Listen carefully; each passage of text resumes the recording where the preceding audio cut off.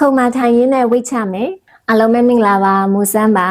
ဝိတ်အရမ်းများနေလို့ဒူးနာနေလို့တခြားလေ့ကျင့်ခန်းနေမလုပ်နိုင်ဘူးဒါမှမဟုတ်အချောင်းမျိုးမျိုးကြောင့်မလို့လေ့ကျင့်ခန်းတော့မလုပ်နိုင်ဘူးဆိုတဲ့လူတွေအတွက်အိမ်မှာပဲခုံမထိုင်ရင်းလုပ်လို့ရမယ်လွယ်ကူပြီးမှထိရောက်တဲ့လေ့ကျင့်ခန်းလေး၅မျိုးလောက်ပြပေးပါမယ်အဲ့ဒီထဲမှာဆိုရင်နောက်ဆုံးတစ်မျိုးကတော့မဖြစ်မနေလုပ်ပေးရမယ်လေ့ကျင့်ခန်းလေးပါဗီဒီယိုလေးဆုံးအောင်ကြည့်သွားပေးပါဗီဒီယိုလေးကို like and share လေးလုပ်ရုံနဲ့မပြီးပါဘူးเนาะမိုးစမ်းတင်ပေးလိုက်တဲ့ဗီဒီယိုလေးတင်ရကြိုးနှံ့အောင်လုပ်ပေးကြပါအခုကြည့်နေတဲ့လူကဘယ်မျိုးကနေကြည့်နေတယ်မိုးစမ်းဗီဒီယိုလေးတွေကြည့်ပြီးရင် like လုပ်ဖြစ်မ like လုပ်ဖြစ်နဲ့တခြားသိချင်တာလေးတွေရှိရင် comment မှာမေးဝပေးလို့ရပါတယ်အတက်နိုင်ဆုံးအမြန်ဆုံးလာဖြေချပေးပါမယ်ကဲလေ့ကျင့်ခန်းလေးကြည့်လိုက်ရအောင်နော်လေ့ကျင့်ခန်းမစခင်တတိထားရမှာကတော့ကိုသုံးတဲ့ခုံကကိုယ့်ရဲ့ body weight ကိုခံနိုင်မဲ့ခုံမျိုးကိုရွေးပေးပါပထမဆုံးလုံးမှာတော့ခုံလေးရဲ့အရှိလေးနည်းနည်းတိုးထိုင်မယ်ခုံလေးကင်ထားမယ်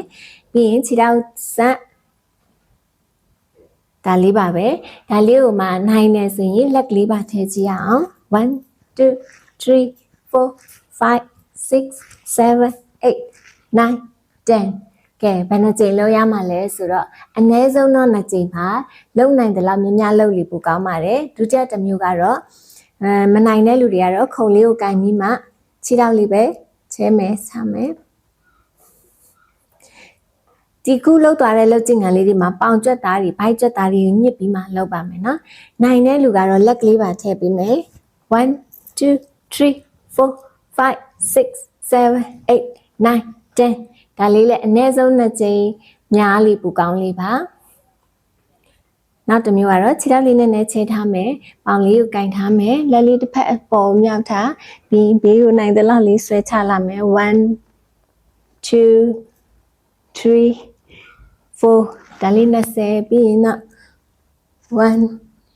2 3 4ဒါလေးကို20နိုင်နေဆိုရင်တော့အကြော့လေးတွေထပ်ပြီးမှပို့တိုးပြီးလုပ်ပေးပါနောက်တစ်ခုကတော့ခြေထောက်လေးနည်းနည်းချဲထားမယ်လက်လေးနှစ်ဖက်အပေါ်မှာထားမယ်ခါလေးဆန့်ထားတက်လေးရှုသွင်းရှုထုတ်တဲ့လေးနဲ့အောက်လေးဆွဲချနိုင်တဲ့လောက်လေးဆွဲမှပြန်ဆွဲချမှမယ်ချမယ်မမယ်ဒါလေးကိုလည်း20အနည်းဆုံးနောက်အကျော်ရည်လေးတွေကိုတိုးပြီးလုပ်ပေးပါနောက်တစ်ခုကတော့လက်လေးကိုခေါင်းရဲ့အနောက်မှာရှက်ထားမယ်ရှုသွင်းရှုထုတ်ရှုသွင်းရှုထုတ်ရှုသွင်းရှုထုတ်ရှုသွင်းရှုထုတ်ဒါလေးကိုလည်းဘိုက်ကျက်သားလေးတွေညှစ်ပြီးမှကစားပေးမယ်နော်အနည်းဆုံးတော့2ကြိမ်များလေးပူကောင်းလေးပါနိုင်တဲ့လောက်တိုးပြီးလုပ်ပေးပါနောက်ဆုံးတစ်ခုကတော့အလွယ်ကူဆုံးနဲ့အရေးကြီးဆုံးပါပဲအဲ့ဒါလေးကတော့ခြေဖွားလေးမမယ်တင်ချမယ်ဒါလေးပဲခြေဖွားလေးကိုကစားပေးတာပါခြေပနောက်လေးမတင်ချဒါအရန်လွယ်ကူတယ်တနည်းကုန်ကြိုက်တဲ့အချိန်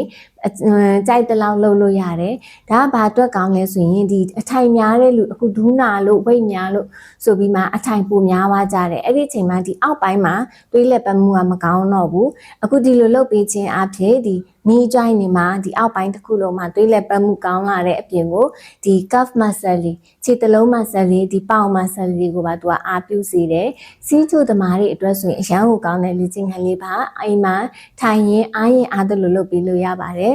အခုပြပါတဲ့လေ့ကျင့်ခန်းပဲမဟုတ်ဘယ်လေ့ကျင့်ခန်းမဆိုဘလောက်ပဲလုပ်ပါစားတောက်မှုပုံစံကိုမပြောင်းလဲဘူးဆိုရင်တော့ weight ကကျမှာမဟုတ်ပါဘူးကိုစားနေ့စဉ်စားတဲ့အစားအသောက်တွေထဲမှာ protein နဲ့အသီးရွက်လေးတွေကိုတိုးပြီးစားလိုက်မယ်အငံတွေအချိုတွေကို short စားလိုက်မယ်ဒီလေ့ကျင့်ခန်းလေးတွေကိုပါတွဲပြီးလုပ်ပေးမယ်ဆိုရင်တိတတာပြောင်းလဲလာတာကိုတွေ့ရမှာပါတရက်နှစ်ရက်လုပ်ပြီးမှရက်သွားတာမျိုးမလုပ်ပါနဲ့ကိုဖြစ်ချင်เนาะကိုနည်းနည်းကြိုးစားပြီးမှစိတ်ရှိလေးလိုက်လုပ်ပေးပါဗီဒီယိုဆုံးတဲ့အထိကြည့်ပေးတဲ့အတွက်ကျေးဇူးတင်ပါတယ်အားလုံးကျမ်းမာပျော်ရွှင်ကြပါစေ